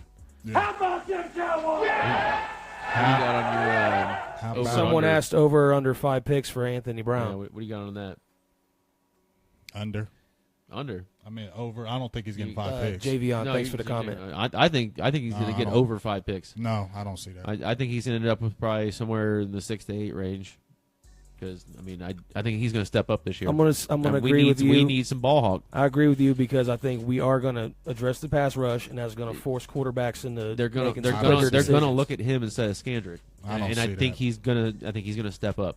No, I think he's Oh. definitely going to step up, but I don't see 5 picks. Well, you use a different set of glasses. I mean, in 'cause today's think he's got NFL, 5 picks is a lot, but I think that's possible. It's possible, but I just don't think he's going to get He it. I'm ended not up- knocking Didn't he have like Anthony. 2 last year? Yeah, All right, one. so Yeah, one. me and JK Pick six. over Big Game James under. So we'll Somebody write that down. come let's back write into that the down year. and come back at the end of the year Take a so little I note. can win and say I won and you lost. Both of y'all. Yeah. Well. bleh. He said Lucky keeps the defense honest with jet sweeps. If Yeah, you we wanna- Not rather have really. Beasley run those. I mean, we did have some success with those. Two. But you're I'd right. rather, I'd Two rather plays. not see. Plug in I'd there. rather Two not plays. see see. Dez do that. I'd rather not see anybody but Zeke running the ball. let's Yeah, just yeah. feed him. I mean, the jet sweep, I think you're saying the jet sweep because we got it off against Green Bay and he had the big run on the second He had and a third few down. of them. But guess what? Have you seen Lucky Whitehead when he gets hit from the back? How many times he fumbles the ball? I don't like that. He fumbles too much and he's little. I wanna He get gets hit, he fumbles. I want to get to Greg. He says, I seen him say it earlier, too. He's asking about Marcus Wheaton. Would he be an option for us? I don't think so because I Trouble. want to see a Trouble. guy that can also do Well, I mean, you kick talking about returns. Talking about Josh Gordon. I don't know if he's a big kick punt return man. Josh Gordon. Thing. I mean, Okay, same there's, trouble. there's certain people that can let's be honest. There's certain Yeah. people in NFL that can get in trouble and you say I'm still taking him, and there's other people that get in trouble. You're like I'm not taking him. I'm not wasting the time. Yeah. Everybody's The in talent's there with agreement. Gordon more Everybody's so. in agreement. If Josh Gordon gets cut, nobody cares about his problems. They're picking him up. We're talking about Marcus Wheaton. No, I'm talking But- about in comparison. He said Yeah. Josh Gordon. I'm talking about Marcus Wheaton as far as didn't Marcus Wheaton get in trouble?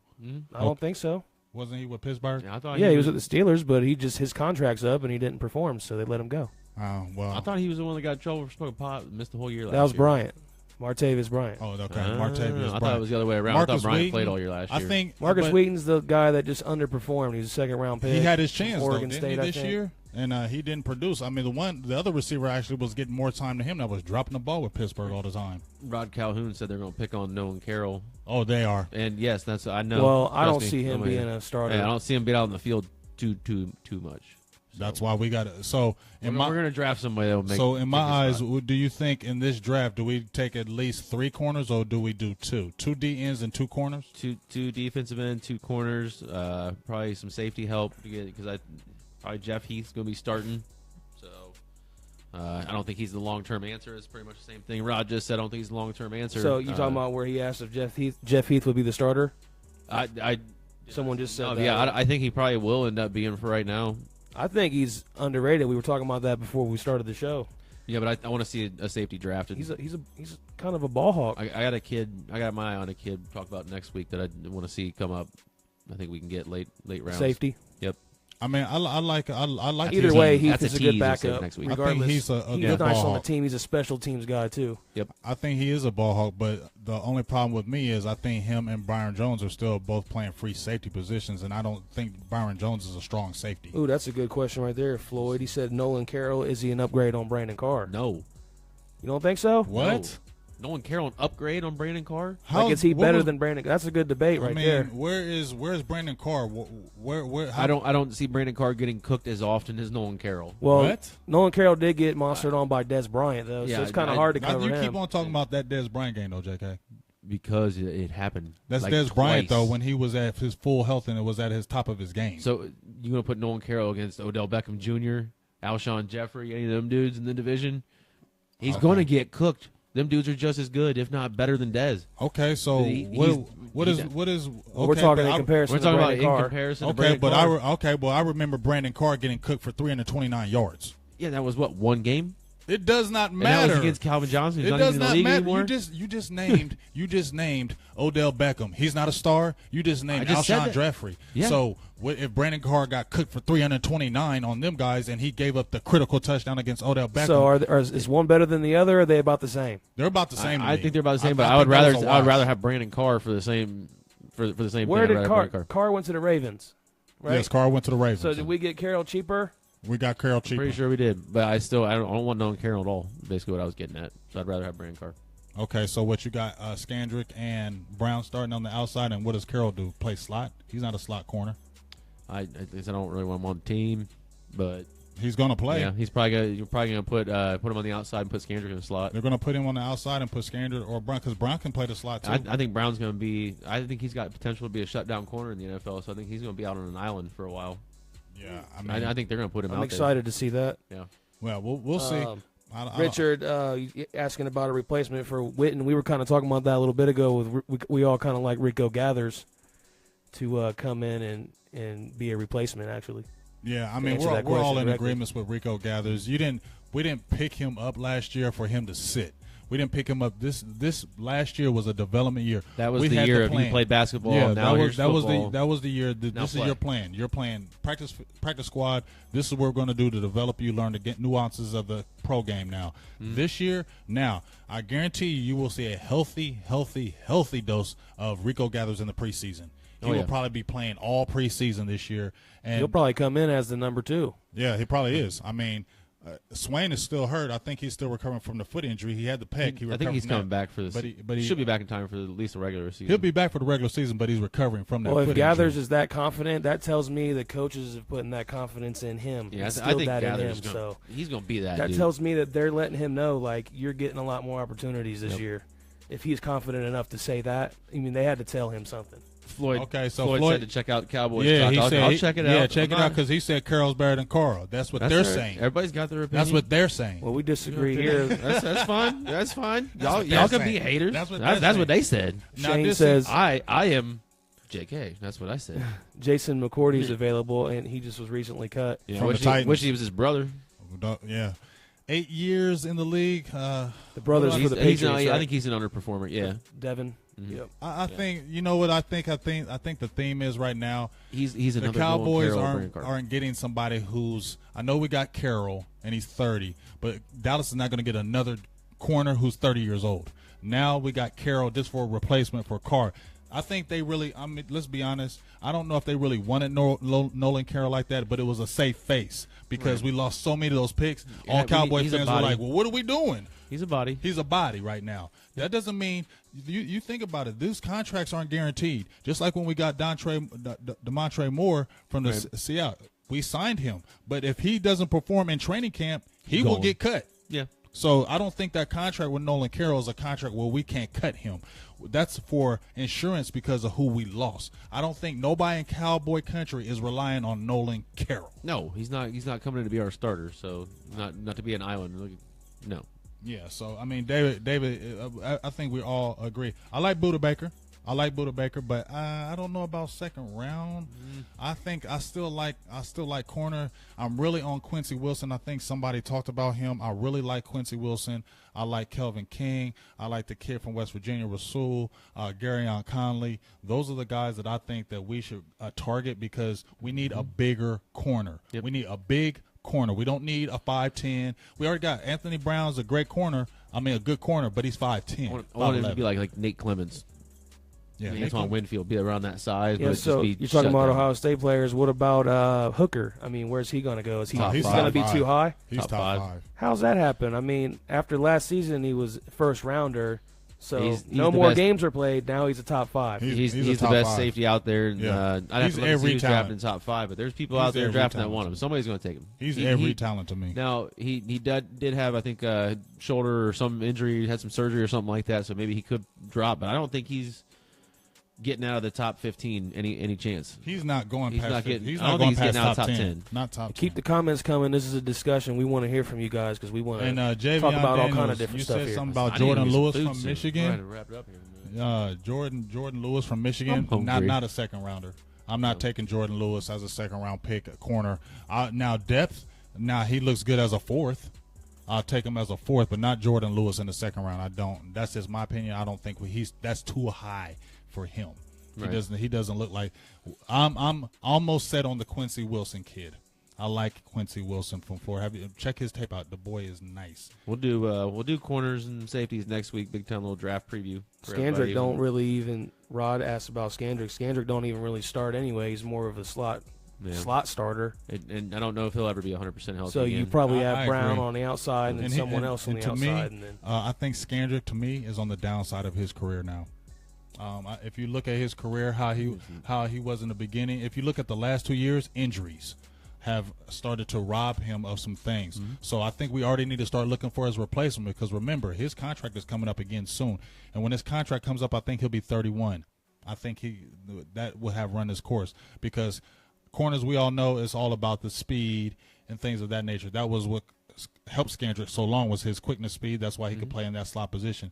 But I think Skandrick is on the downside, so we really need to address at least 2 corners in the draft this year, with those type of picks. Need about 5 picks on the defense at least in this draft. Kelvin King at 28. Rod, no, I don't want to. I wouldn't take him that high. I think Kelvin King more second, maybe third round for us. Kelvin King, no way. Take him in the 28th pick. No way. Yeah, I'm. In my opinion, it has to be a pass rusher. No corner should we take in the first round because there's a lot of guys that we can get in the second round. We need a pass rusher in that first round. Gary Conley the first. Yeah. I mean, we all know Tony Romo. That's Jerry Jones's boy. Okay, so Tony Romo will always be on the radar until he cannot throw a football ever again. So he's the new Brett Favre. There's always going to be rumors of him coming out of retirement. That's what it is. And you know, it's one thing I want to say about the Tony Romo situation. I don't know about you Cowboy fans, but how come Tony Romo gets all this love once he leaves the game? Everybody loves Tony Romo after he left. Like, I mean, even Stephen A. Yeah, he's a chronic hater. But he's like, Tony Romo gets more love than Troy Aikman. I kind of agree. Some people that are just kind of happy he's gone, that kind of shit. I mean, I'm not personally. You think so? Some people are just, he's finally gone. We got rid of him. I mean, there's people that have been clamoring for this for 5 to 6 years, ever since he really came on the radar. People have been like, get rid of him. What's that? Oh, so me and producer G, were talking in the car. G brought up something really key to me, which made me question, like, okay, we talked about the Philly game where we got blew out, and he was like, if this is the worst thing in the world happens to me, then I'm okay. A lot of Cowboy fans jumped on him, questioning his passion. But then I was like, I don't know. I think he has passion because he plays hard. But G brought up good point that Jerry Jones brought to Romo's attention, or even the media, where he said, I wish Romo studied like Peyton. I pay him more. So that's where we were questioning, did he really have the passion to win a Super Bowl? Because look in the offseason, he was always golfing. He was always doing something else outside of football. And think about it. He curbed his golfing only because he was getting ripped in the media saying, you're going to play golf all the time. Why aren't you on the practice field? Whereas Dak Prescott. Prescott. The president or the quarterback? I'm just saying. That's what people were saying. Dak Prescott, they're not saying that about him. They're saying he's first in the building, last out the building. And that's why everybody's gravitated toward Dak so much more, because it seems like he's so engulfed in football, where it seemed like Romo always has something outside of football kind of guiding him. Yeah. That's just me. All right. Man, what do you think? We take a couple more questions? Yeah, we're gonna take a few more questions here because just like y'all, we want to get out to our food, we want to get out to our eating, so we're gonna take a few more things. Might cut it off a little bit early because our stomachs are hurting. I know I'm hungry, and I know JK is because he keeps talking about it like every 2 seconds, bro. Like, we get it. Like, I know they're eating. You're gonna eat. Wifey's gonna cook you something, bro. I said it twice. Your wifey's gonna cook you something, bro. Once, She got twice. you. I know she's gonna cook for you. So I'm a growing boy. I need to eat. Appreciate everybody tuning in. Check out the website when we get it up. I'll post it up on the Facebook page. Until then, go to the page, check out all the highlights, like it, share it, do everything. We got a lot more stuff coming here in the future. Hit we up that appreciate it. YouTube, Instagram, Silver Blue Nation, SB Nation 17. Look what wifey said. I love it. Wifey and, said no, she ain't cooking. Now, baby, Oh. you see, I didn't say that, right? I didn't say that. I know you're not cooking. Heather, I know I'm not getting Heather, nothing. I love you now. You're like the number one. You're like, I'm gonna hit the like. See that? I just gave you a. He said like. I gave you a like on that way to do it because we know you're tuning in. Yep. Look at that! Look at that love. I guess I'll call and ask you what you want on the way home here in a minute, babe. Look. I know what you're calling. Oh, look, now here come mine want to jump on. I should not give you a like, but I'm just going to give you a like. She said something like, because you want to jump in there and play tag team. You ain't today. getting dinner either, don't worry. Oh, I'm getting my dinner. Yeah. And don't you try to jump on here and say you ain't cooking. Miss Riri. She gonna get real bad. I ain't cooking nothing. Yeah, she cooking. She cooking. We got a little off topic. How about them Cowboys? But that's lovely because we know the ladies are tuning in. We love the ladies. We are tuning humans. in. We love the ladies tuning in to the Dallas Cowboy football. They hate that we do this. It takes up a lot of our time, so we appreciate them as much as we appreciate y'all's. Renee, Super Bowl bound. If we get those 2 players that I'm saying we're 2 players away. Renee, we are 2 players away from Super Bowl bound. That's in my opinion, an edge rusher and that shutdown type corner. That's we're 2 players away. Yep. We have the formula. We have, like I said, we have the depth on our defensive line. I think our cornerback position will be all right, but we got to hit on them corners, man. We have to hit on those. That's corners. why I like Conley. I think he's almost a sure thing at corner. I think Conley's pretty close to be a sure, not necessarily maybe a shutdown corner, but I think he's going to be a good NFL starter for a couple years. Think about it. I mean, Eli Apple last year, he rose up on the charts too. Remember when nobody was really talking about Eli Apple, and he rose up, top 10 pick. You got to think. I mean, it's been him, Hooker, Lattimore. You know, I myself as a Buckeyes fan have been watching that group of DBs for the past couple of years, and Garyon Conley's always the one that I've been personally rooting for. You've been pushing and pushing for him because pushing for him. He's my man, Garyon. So I think we're gonna wrap it up with this. This is a good question to wrap it up on. So, it'll be the last one we take. Bobby Sala asked, "What two players should we get?" So let's hear your first 2. And we'll go back. Out of fact, you want to jump on this? You want to jump on this? You got 2. Okay. Well, let me. Whatever, G. We like G. You anyway. Whatever, G. We don't like you. We're about to. We're gonna answer the last question here from Bobby. So I'm gonna go first. My 2 players that I would love to get in the first 2 picks, I like Charles Harris from Missouri, slightly over McKinley because I just feel like he has more moves. He has a good spin move. He's good with hand placement. He's not a super speed guy, but he's relentless. He comes from a good lineage from Missouri as far as all those guys. I think he's going to keep stepping up. And then I like Quincy Wilson from Florida. I've been going back and forth, Kelvin King. I've seen some other players, but I really like Quincy Wilson because he's 6'1.5". He's 202 pounds. He's a good ball hawking type corner. He's physical in the run. He will tackle. I like those 2 guys, Quincy Wilson and Charles Harris. So Charles Harris first, Quincy Wilson second for my 2 picks for the Dallas Cowboys. Yeah, I for some reason agree with you yet again. I think Charles Harris is going to slip down to us 28. I think he's going to be there for some reason. I think we're going to grab him up, and then I'm just going to go ahead, cross my fingers and toes. I'm going to hope Mr. Conley, Garyon falls down to whatever it is, 56 or 55, whatever we have in the second round. And, kind of the same idea of getting defensive end and then corner. But that's my picks: Harrison and then Garyon Conley. Harris and Garyon Conley, but it looks like we're both sold on Charles Harris. If you look at a lot of the mock drafts before we sign off here, if you look at a lot of the mock drafts, they have us going with Charles Harris. Him or McKinley are the guy.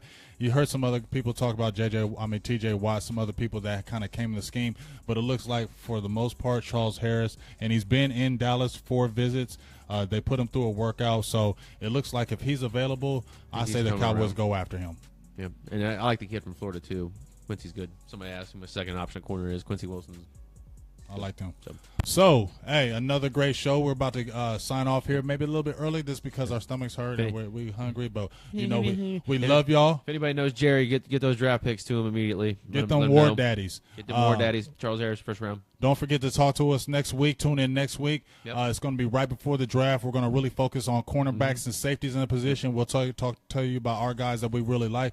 We'll have some more highlight tape on those guys. We'll be able to show some things that we really like, and you'll be able to chime in. So get on that Facebook page. Give us some ideas what you guys want to see. Let's talk it up next week again about same bat time, same bat channel. 1:30 next Sunday. Silver and Blue Easter Nation. We love Happy all you Easter. Cowboy fans. Happy Easter! Thank you for all you that tuned Ryan in when you could have been eating and not thinking about anything else, but you decided to tune in to us. We really appreciate all the people that tuned in. It makes us feel great. And like I said, it's all about Cowboys football and getting the Cowboys to the Super Bowl and getting this 6th championship because that's what we deserve. So for Big Game James, I'm JK. Producer G, how about them Cowboys? How about them Cowboys? How about them Cowboys? You love them or you hate them, but you will tune in and turn in to see what people are saying about them. That's why they call America's team.